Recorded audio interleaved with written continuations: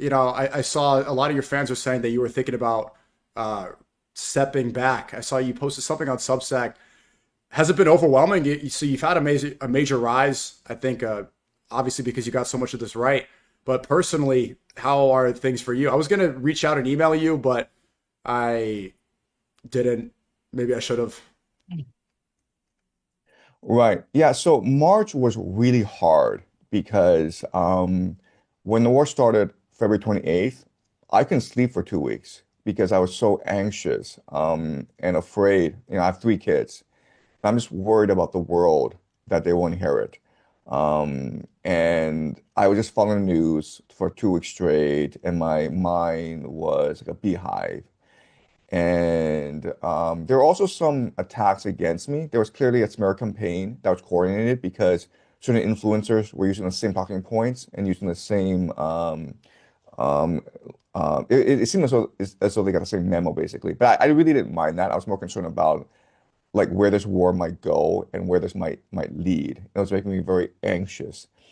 And and then a lot of people reached out. And I was overwhelmed with media requests, and I had to turn a lot down just because I had just so many commitments. I wanted to like maintain teaching my class, and I reached a point where I actually don't want to do this. I don't want to be the center of a storm. I don't want to be the center of attention. Like what I specialize in is doing deep analysis, and trying to tie current events to historical patterns and try to offer some insight and clarity as to how the future might reveal itself. And that's something I've been doing for the past 2 years. It's something I really enjoy doing. And in the beginning, when I only had like 20,000 fans, it was really rewarding. It was very edifying. Everyone was really happy to have found me. It seemed as though it was a really small club, and everyone enjoyed being in it. But then, as you know, this past year, I became more and more prominent. And then in March, I just sort of blew up everywhere. And that put me in the eye of, of the storm. And, and I asked myself, the question I asked myself is, am I capable of still doing insightful analysis while being a celebrity of some sorts? And if the answer is no, then I should stop being a celebrity and continue doing research and teaching because that's my value to the world. That's what I should focus on. And so I was seriously considering just not doing YouTube and taking some time off and just trying to clear my head and trying to get some perspective on what's going on because I don't want to be influenced by this attention. I don't want um, to be a player in this game, right? But as things moved on, I recognized that the internet it has no attention span. You, and eventually people just shift focus, and I was able to manage my schedule more properly. My plan now is I want to continue teaching until the end of the semester when my contract runs out. And then I want to do more traveling to see more of the world and hopefully do some lectures because I talk a lot about geopolitics, but I think it's very important to experience the world. So I've been invited back to a conference in Moscow in late June, and I'm really excited about that because I've never been to Russia, even though I talk a lot about Russia. I would love to visit Japan at some point because I've never actually visited Japan. I would like to go to Europe, and I would like to go back to the United States, visit South America. So I really think it's important for me to do more deep dive research, and I want to continue to do my YouTube because I built a very strong following, and they really enjoy learning from me. I want to continue doing my Substack. At some point, I want to switch gears and write a book to really systemize game theory in a way that allows people to start thinking in terms of game theory themselves. And yeah, so right now, I was in mid March, pretty. anxious, pretty depressed with the state of affairs. And I felt that for my mental health and for the sake of my family, I should take some time off. But fortunately, I've been able to manage a lot of stress more effectively. And so I like to continue doing what I'm doing, but at a much more manageable schedule. So basically cut back on media requests, podcast interviews, and maybe move like scale down the teaching. Before I was uploading like 3 lectures a week, and that was pretty unsustainable. So maybe in the future I'll move towards 1 or 2 lectures a week. So continue to update my community, continue to educate my community, but making sure that it's long-term sustainable. I'm happy to hear that. I was worried. And I think I didn't reach out because I'm like, okay, you have it figured out. I'm sure you saw the attacks and you knew. But yeah, we still want the lectures 3 a week. That's a lot. Right. Since the war ramped Yeah, up, it you've is. been uploading a lot. And I was really surprised at how much you were able to do because it's recorded. They average about an hour long, an hour lecture. So it must be a lot of Yeah. preparation, a lot of notes, and you do it in one take, no cuts. And when I saw that your mic cut off because, you're probably all over the place, I was worried you were gonna quit, but that's good to hear. Does it feel like you've been at the start of this war in an ideological war or a spiritual war? Yeah, I mean, I feel as though there's so much temptation to take advantage of my celebrity, right? So a lot of people have reached out and said, they want me to invite me to do a lecture. People have invited me to do a podcast and they'll pay for my media appearance. Um, there are a lot of people in China who've reached out and they want to make me famous in China, basically. I'm not famous in China. I'm actually more famous. It's In really strange, America? but I'm actually more famous in the United States than I'm in China. I purposely keep a low profile. So I think my priority is I can't get distracted by any of this. Like I've been very clear for the longest time, these past few years, what my mission is. My mission is to raise my children and to be good people and to be a good role model to them. My mission is to educate people to the best of my ability. If you want to get educated, I want to provide the best education to you possible.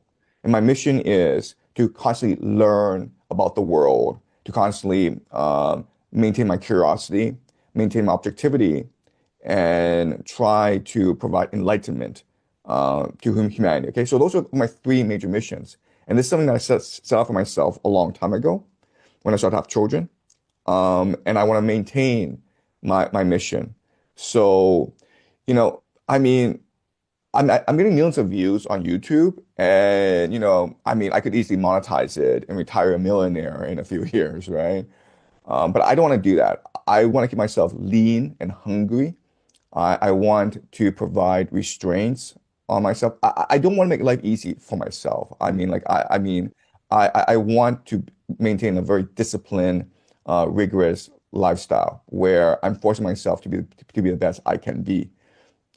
So, but at the same time, it's always like, well, I mean, you have 3 kids and you get famous in China, then they can go to the best schools. Everyone will be nice to them, and they have nothing to worry about for the rest of their lives. And honestly, if I were younger, if I'm in my 20s and 30s, I would easily give in to all this temptation. But I've reached a point in my life where I don't actually care anymore. I don't care about the wealth or the status or the power or the fame. I just know who I am and I know what I want to do. And I'm very focused on achieving my mission. So yeah, there is temptation. It is a spiritual war, but I feel as though I'm very fortunate in that I've reached an age where I can handle all the temptation pretty well. And I've reached an age where I have the maturity and the perspective and experience to know what matters and what is right. I mean, you got it right. All the media appearances that you've been on, you were on the Tucker Show, you were on Piers Morgan, and on the last appearance you had on my stream, you mentioned how you thought the Patrick Bet David show was going to be a setup, you got it spot on. They recently posted a podcast and a video where they were criticizing and they were saying that you were a fraud because of that clip. Obviously, well, that was showed that you predicted that attack just like you predicted the attacks on Iran. So were you? Wait, I will be on his show tomorrow. I've agreed to go on his show because I feel it's important to engage different perspectives. Yeah. So I was on the Mehdi Hassan show, and he spent an hour. He spent half an hour with me. I think 10 minutes of it was he was just lobbying criticisms, accusations against me, and it was not a pleasant experience. I mean, he's very aggressive and he's very provocative. But I felt that for my audience, it was good to see me in this sort of situation. It's good that I'm not in a bubble and that I'm willing to hear a different perspective. And so I think it's important for me to confront my critics and to provide my side of the story. We talked about this last time, but I think the most important thing is to be open-minded and to engage people in good faith debate. Some people may not have good faith, but I think it's very important to set the principle of it's really important to engage in debate just for your own self-learning. Remember last time we spoke, you were saying that a lot of these debates or loud panels could be a waste of time and it's better to sit down with somebody you disagree with and have a contentious conversation. But how do you differentiate those loud debates between an exchange of ideas? Right. So, I mean, I think a very quick litmus test is how long is it going to be? If it's 10 minutes, they're looking for sound bites. Because I've been on TV before and I know what TV is like.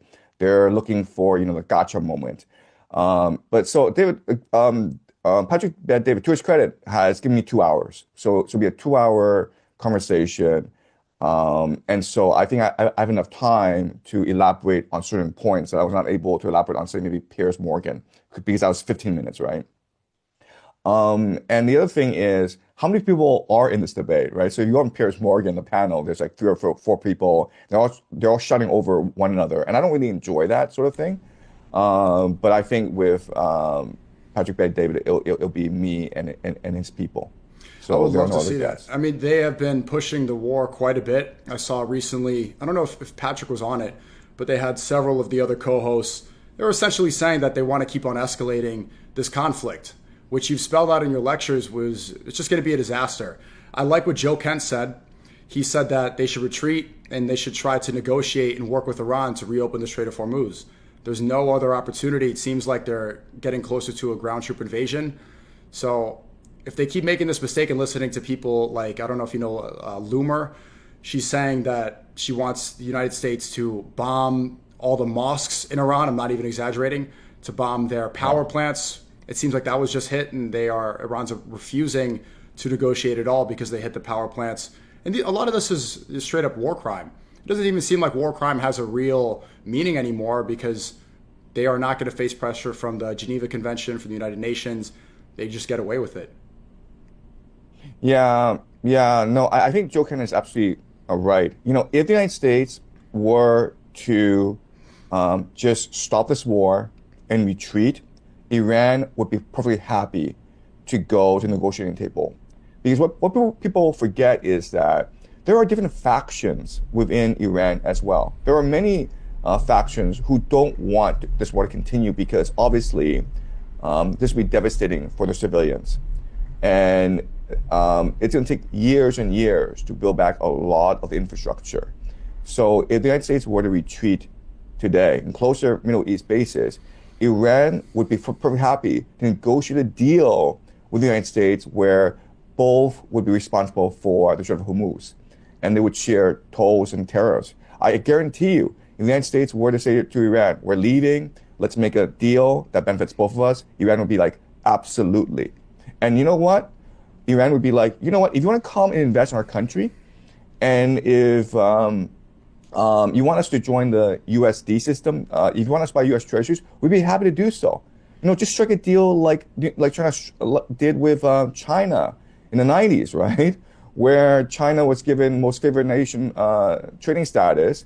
You had tons of American investment and expertise flowing into the country, In return, China started to buy a lot of US treasuries.